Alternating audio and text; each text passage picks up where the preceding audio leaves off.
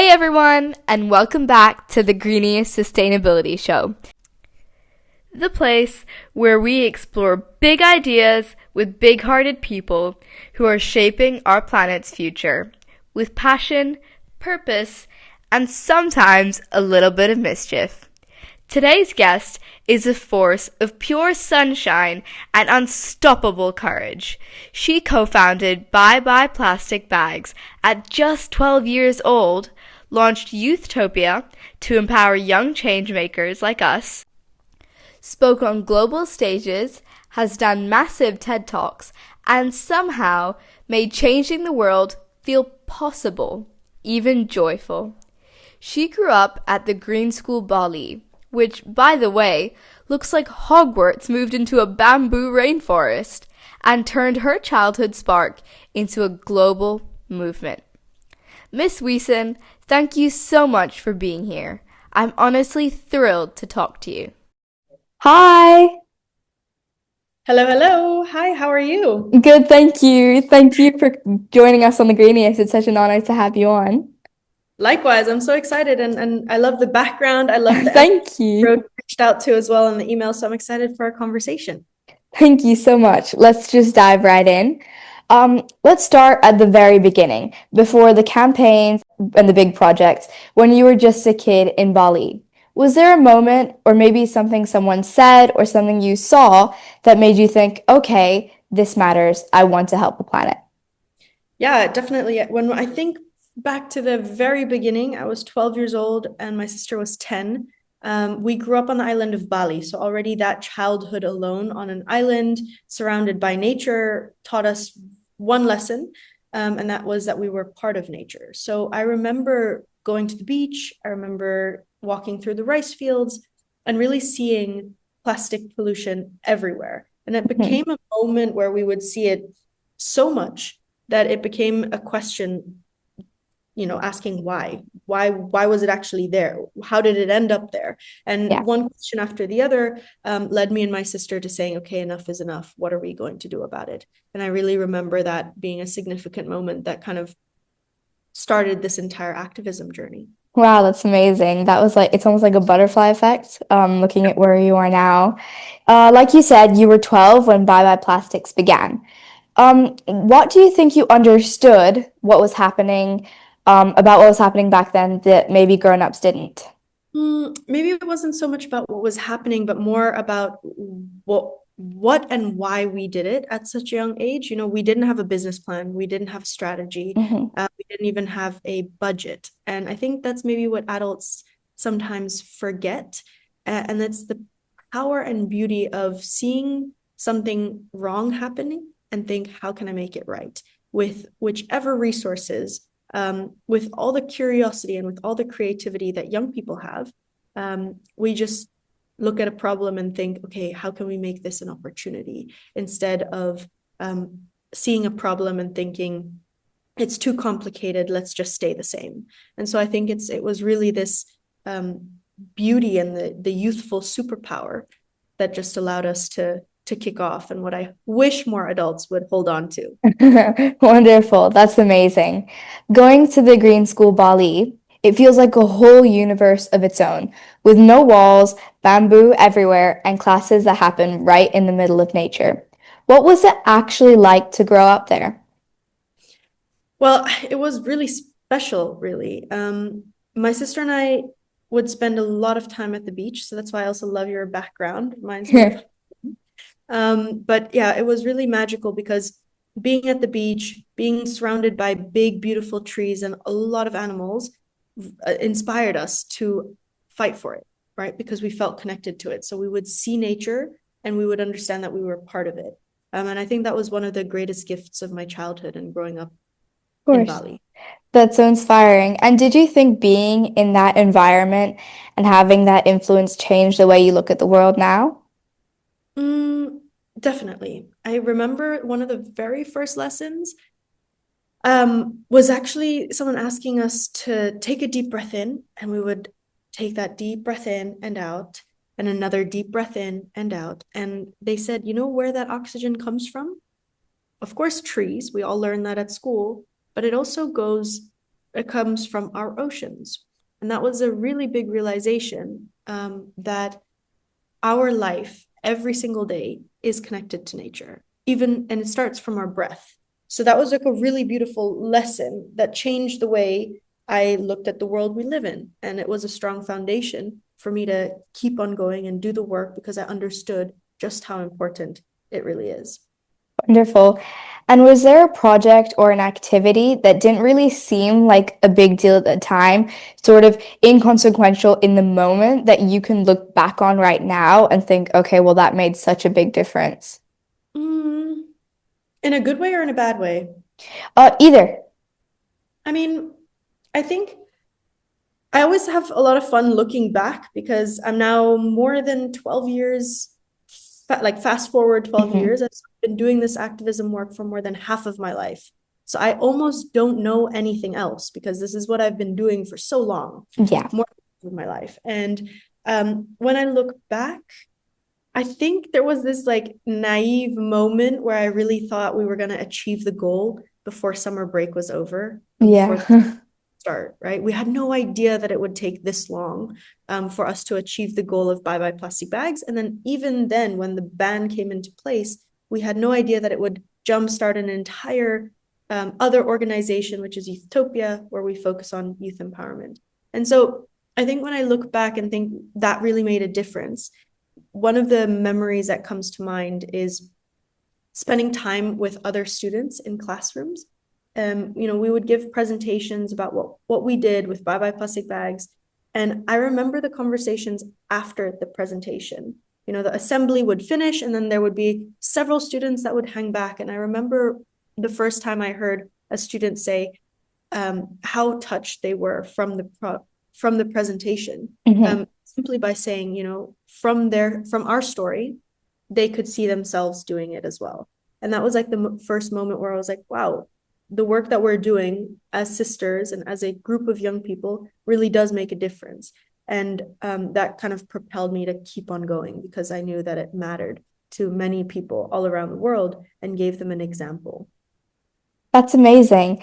Now, the Green School Bali is a massive inspiration, but when we talk about modern schooling in the rest of the world, what do you think is one aspect that we could all implement into traditional schooling systems?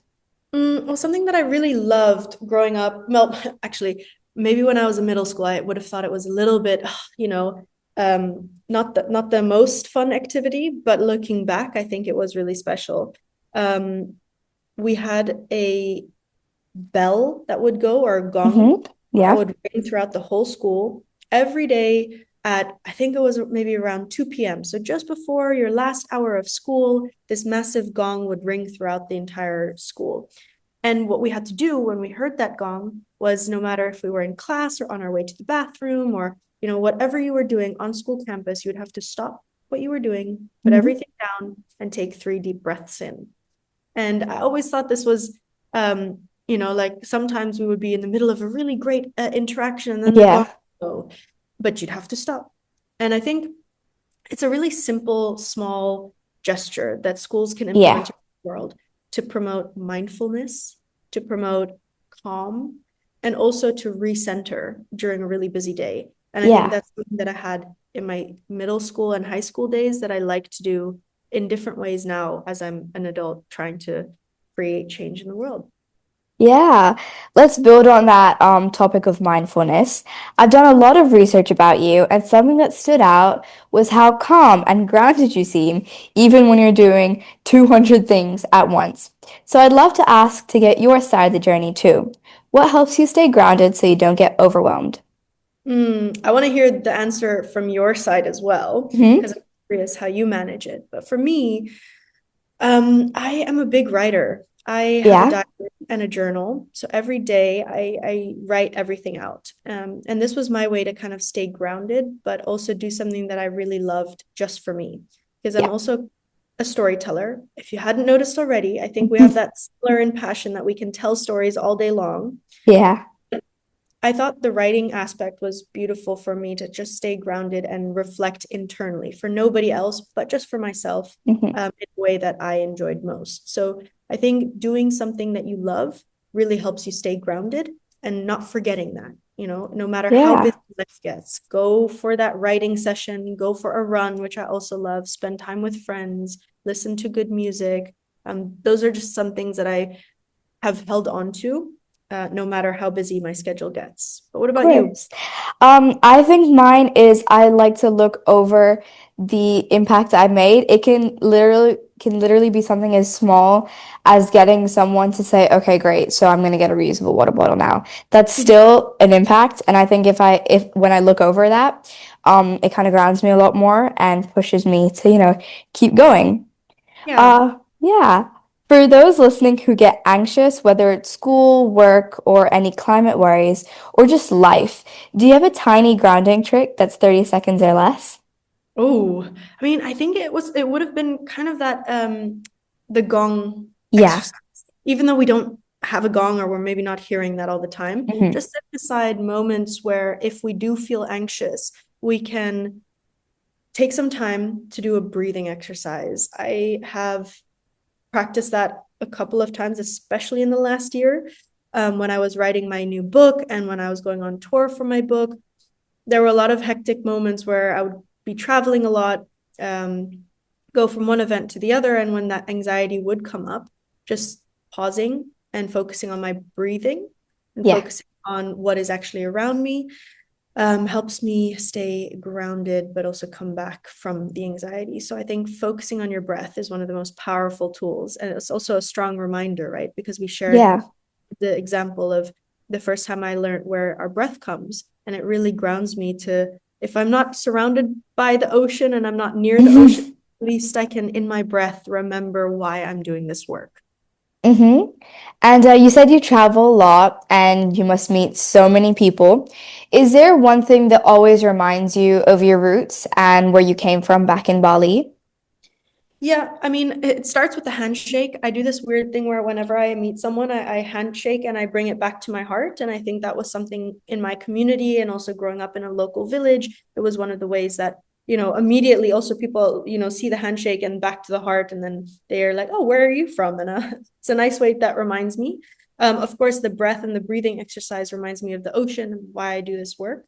Um, but I think it's also in the stories that we tell that remind us where we come from.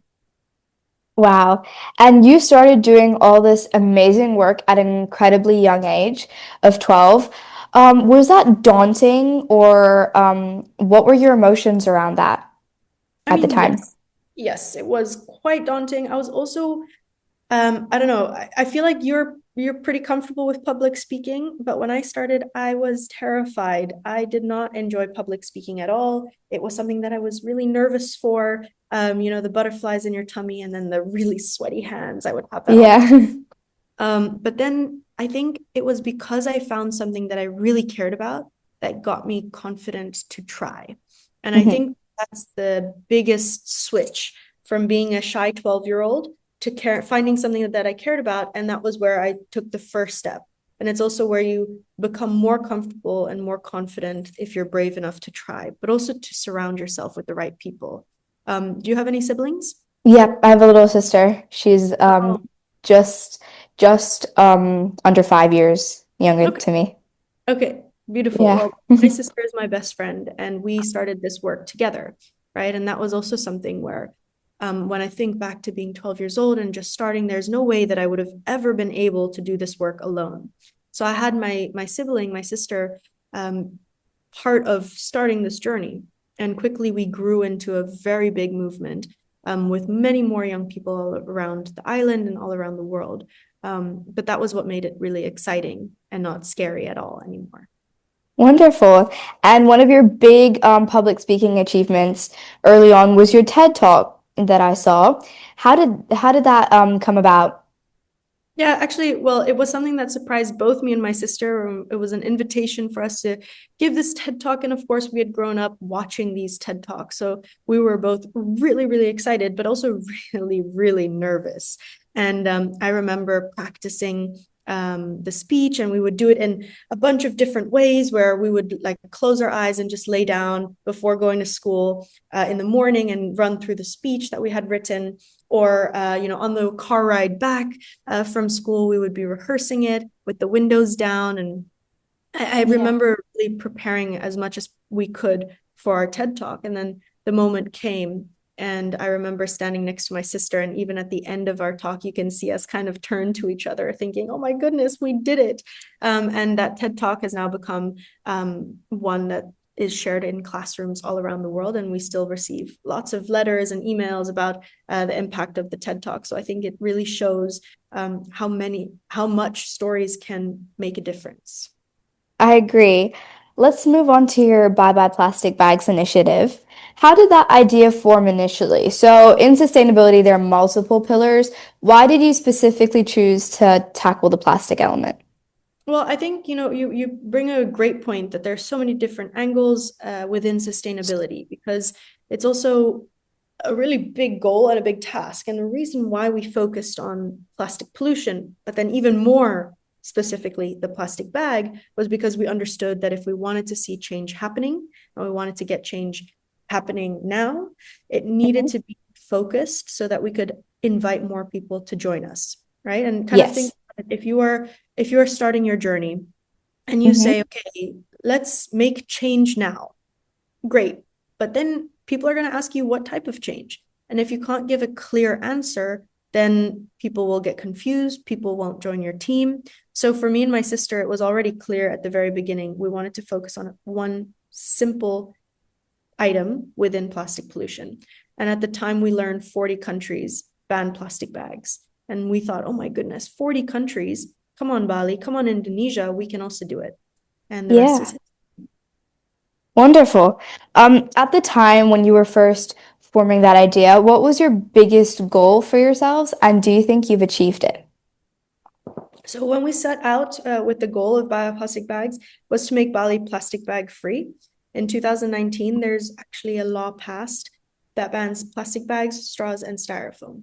So yes, in a way, we reached it. There's still a lot of work to do in terms of implementing the law. So really having the change be Hmm. seen. Yes. But on a personal note, I think what I didn't realize starting and what I saw happening while I was doing my activism was Mhm. Bye Bye Plastic Bags became this living example that kids can do things. And personally, I think that's one of my biggest successes where I really feel like the impact has been reached, where now many kids around the world see and have seen what we did and think, okay, because these two little sisters on the island of Bali did it at 10 and 12 years old, I can do it too. And so for me, that's probably on a personal level, one of my biggest successes. Thank you so much for that. Now, Bye Bye Plastic Bags has grown to a global scale initiative. What's your goal for that? What do you think you want to come out of that? I mean, it's definitely, as I mentioned, a little bit of the youth platform and the idea that young people can create change. It's really giving them the platform that we started 10 years ago for them to be able to take leadership and exercise what we started in their countries. But it's also kind of opened the door to what I'm focusing on now with my new organization, Youthopia. And it's Hmm. really the belief that there isn't one way to create change, but there's so many different ways to create change. And I think that's more my goal with the global movement that we've created from Bye Bye Plastic Bags to now Youthopia as well. Thank you. Moving on to our next topic. Now we hear the word sustainability literally everywhere. However, the word regeneration is starting to show up more too and feel like a bigger idea. How do you explain the difference between the two in a simple way?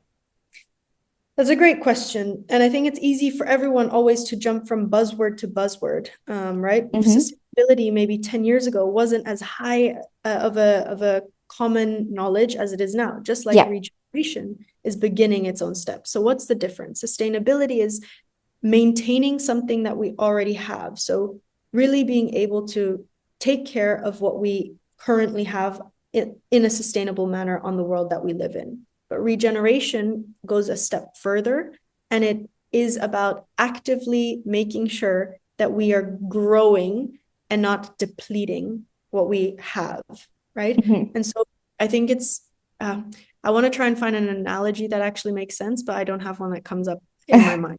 Have you heard one?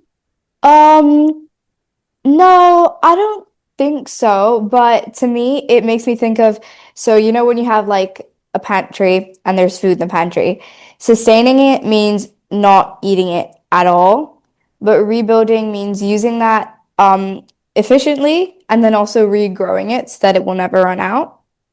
That's Yeah, what I think of, yeah. that's a Uh, great.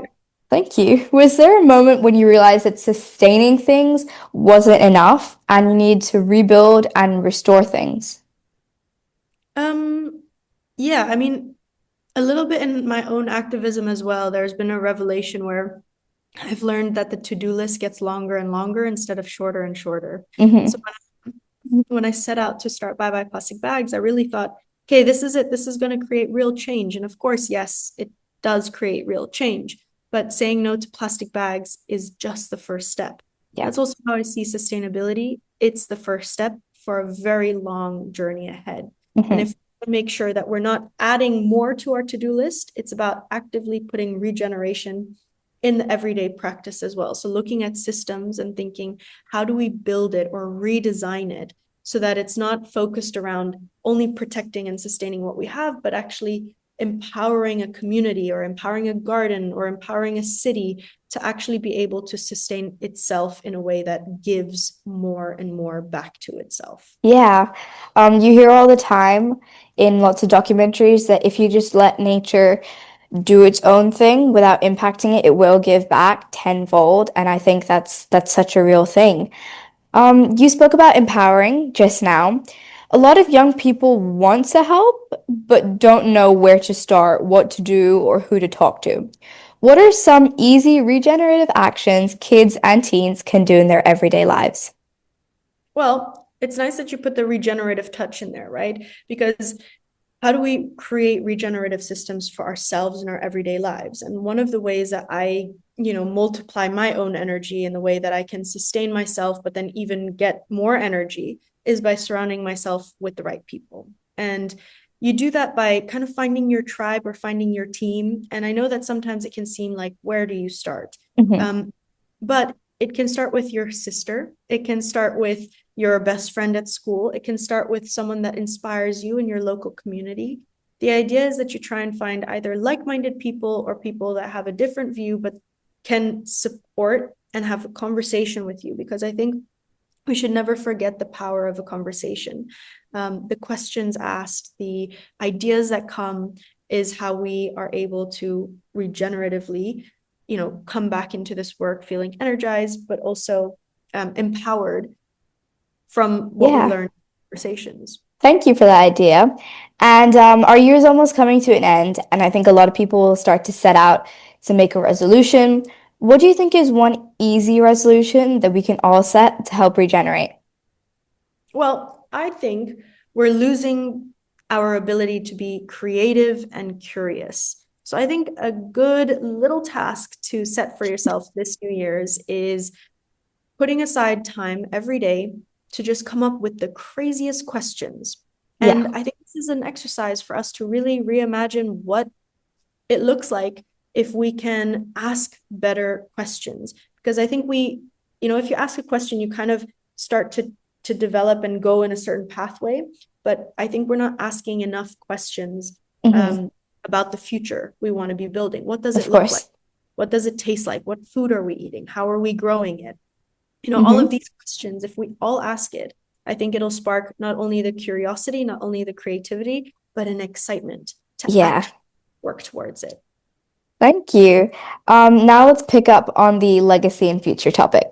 When you Mm. think about the world 20 to 30 years from now, what do you hope people will say about the impact you've made? Woo. I hope that the impact that I've made is reflected in the stories of other incredible change makers who feel Hmm. supported through the work that we've done. Yeah.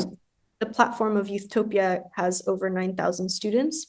And I really hope that in 50 years, when people look back at the impact and the platform that I've built, it's really establishing this foundation of support for others. Hmm.